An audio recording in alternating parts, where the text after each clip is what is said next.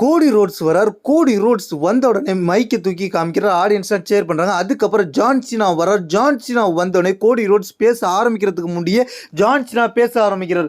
இந்த ரெசில்மேனியா என்னுடைய கடைசி ரெசில்மேனியா, அதனால எனக்கு எந்தவித பயமும் கிடையாது. எல்லா தைரியமும் எனக்கு மட்டும்தான் இருக்கு. ஏன்னா மரணத்தை கூட சந்திக்க நேரிடுன்றதுனால நான் அந்த அளவுக்கு பயம் இல்லாமல் இருக்கிறேன்.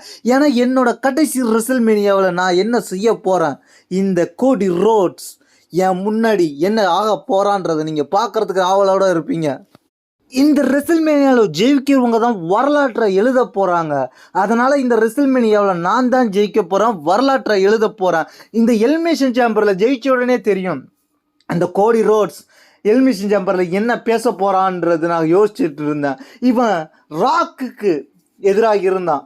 ஆனால் அந்த சமயத்தில் ரசிகர்கள் இவனுக்கு ஆதரவாக இருந்தாங்க. அதை நான் மாற்றணும்னு நினைக்கிறேன். அதனால தான் நான் இவனை எலிமினேஷன் சேம்பரில் அட்டாக் பண்ணால் இப்போ ரெசில்மேனியாவில் இவனை தோக்கடிக்க போகிறேன்.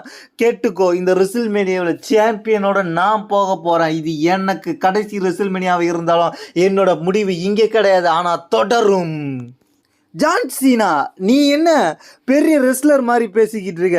உனக்கு பழைய கதையெல்லாம் தெரியுமா? உனக்கு ஒரு டீம் இருக்குன்னு நீ நினச்சிட்டு பேசிக்கிட்டு இருக்கியா? அது நீ பழைய ஜான் சீனாவாக இருந்தப்ப WWE இப்போ கிடையாது. இப்போ எல்லாமே மாறி போயிருச்சு.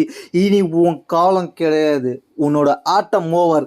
ரெசில்மேனியாவில் நீ என்னை வெல்ல முடியாது. ஏன்னா ரெசில்மேனியாவில் நான் தான் சாம்பியனாக போகிறேன். ஏய், என்ன சொல்லிக்கிட்டு இருக்க? உனக்கு என்ன தெரியும் என்னை பற்றி?